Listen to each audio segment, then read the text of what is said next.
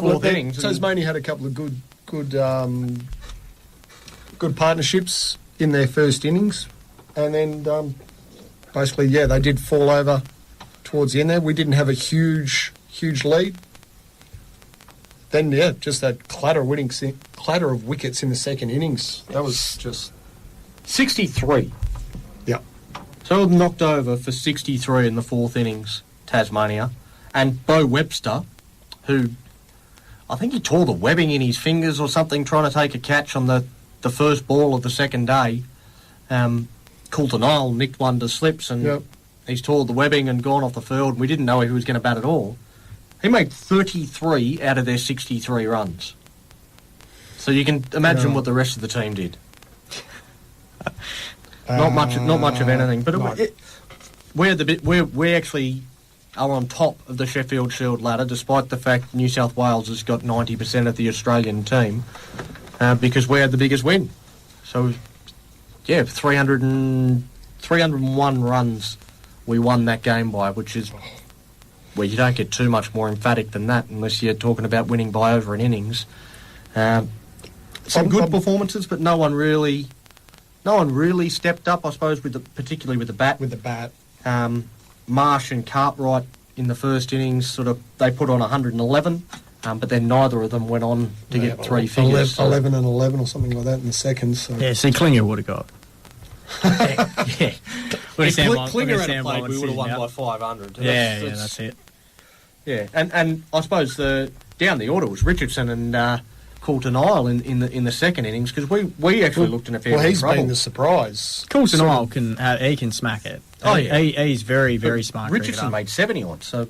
Yeah, well, Richardson as well, a very, very smart cricketer. And again, that's another one that's come up through the Big Bash, and probably wasn't a very well-known name, but he's come through that, and that's the good thing with having JL as the coach of the Sheffield JLT and the 2020, where he's seeing these kids come through, and he's being able to select the ones that he can see promise in. So it's a very, very smart decision by WA Cricket to have him in pretty much every role, rather than having different specialised ones parachuted in. Yeah, exactly. He's across everything. He knows exactly what's happening at every single level of WA cricket, and he knows exactly who to bring in. Yeah, and he showed that with young debutant Matt Kelly. Matt Kelly, yep.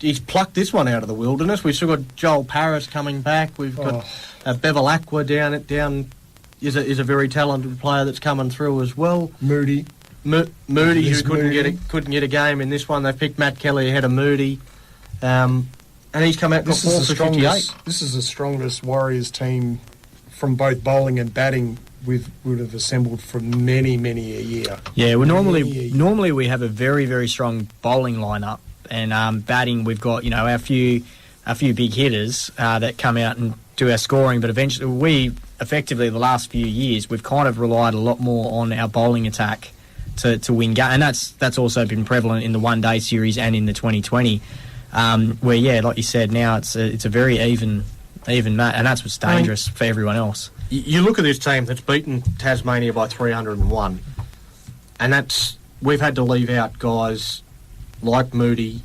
There was no Jason Berendorf. Sam Whiteman's gone for the year, so he's injured. Ashton Agar's out injured.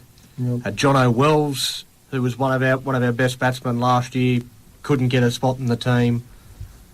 There's a cast of probably 7 or 8. There's some big names that you've just mentioned as well.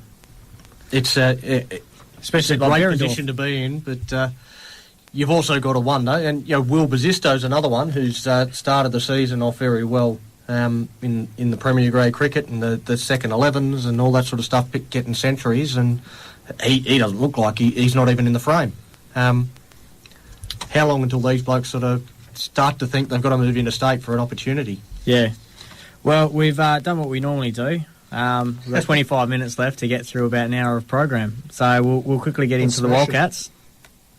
Wildcats back on top. Got the job done. Yep. Well and truly, the Pink Cats. The Pink, and that probably should have been promoted a lot more as well, I think. It was very under promoted, which we'll get into on Blowtorch. So, I mean, we won by 31 points in this game, but I think what impresses me the most about the Wildcats at the moment, there's a couple of things, but the fact that they're not relying on one player. Every game they're sharing the points around. Bryce Cotton, is a normal contributor. He was a top scorer with 24. He's had a slow start to the year, so that's his highest score for the year, I believe. So. But Tokoto got 23 and Tokoto, JP. Not Tokoto, as some of the commentators are calling him. But yeah, they're putting an extra O in there. Several players that got 5 rebounds, so it was no one person dominating the glass. It was Tokoto again, 6 steals for the game, which is I was just reading that. That's a pretty fair effort. Usually that's really Damien Martin's area of expertise, but for a bloke who's 6'8", so he's. That's probably one of the things the Wildcats have probably brought to the league that no one else has, and you can see it's flowing on. Like Prather's no longer with us. Is our resources for our imports that are coming to Australia to play for the Wildcats, our franchise, they're outstanding. This guy's just walked into our club. He's like, been here for years. Forever, hasn't he? Yeah. Looks like he's been here forever. And Cotton's came back. He's a jet. Yeah. He's a jet. And you think about it, we got 2-time league player with us, with Prather. He's basically he's their MVP, their marquee player at another club. He was going to play for us as well. So you think, hang on, we lost Prather. Oh no, we're going to die. Dakota, he stepped right in. He didn't even blink. Looks like he belongs. And is there another team whose bench contributes more than the Wildcats? No. There's just not. Our bench, every player comes on and contributes. We don't lose much when they come on. It's not like we lose momentum. No. Kenny, he's trying to play for the Tall Blacks, and big man with Angus Brandt. Last year he was a 7th or 8th man on our roster, but look at him this year. He's stepped up as well. So I think this is one of these things as far as a franchise goes. Well run, well looked after, well managed. And we're definitely the team. We're going to be the team to beat again, and it's not going to be unheard of. We're going to be in the top. Well, back on finals. Top, so we leapfrog New Zealand. Yeah, it's great to beat the Kiwis again. Well, is that's this week? We play them twice, don't we? I'm not sure if we play them twice. No. So I think we play them. We've got the Kings this week. It's the week after. Week after we play them. We play them on the road, and then they come back here. So twice in the same weekend we play New Zealand. So that week after next. And something to really look forward to. That's a great rivalry. Speaking of the franchise, the Perth Lynx are working their way up the ladder.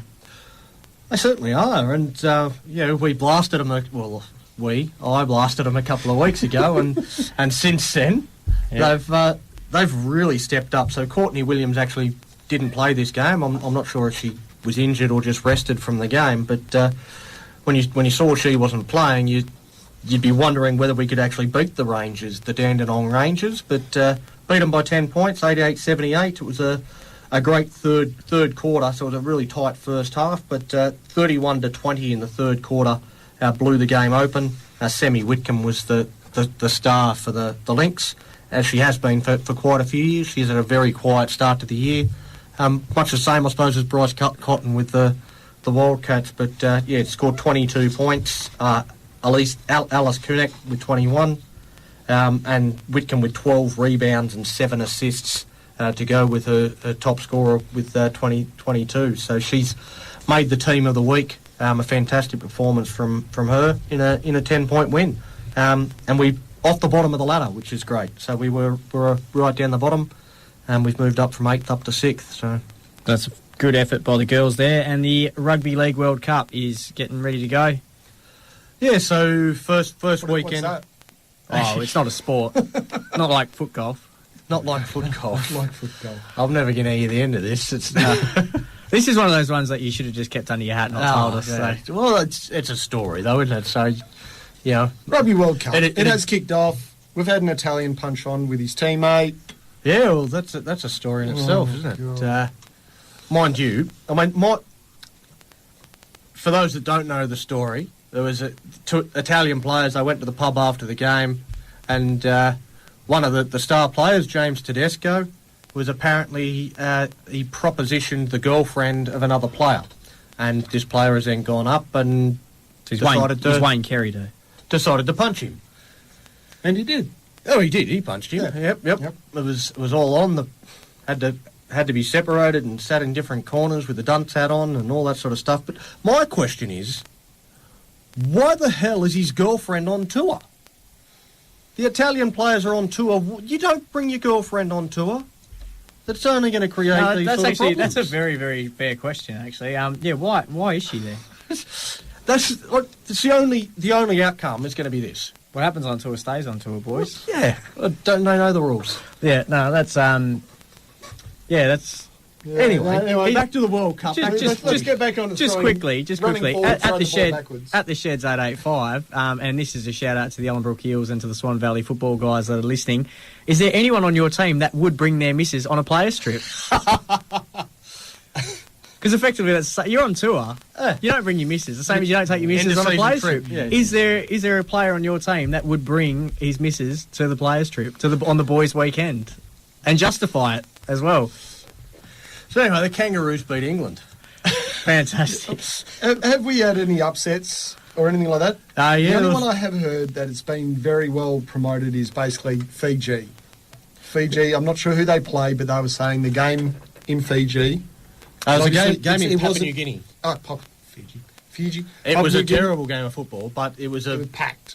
It was packed stadium, fantastic atmosphere. First ever World Cup game held in Papua New Guinea. Now, Papua New Guinea is the only country in the world whose national sport is rugby league, and we've got to tell them it's not a sport. I don't know who's going to tell them.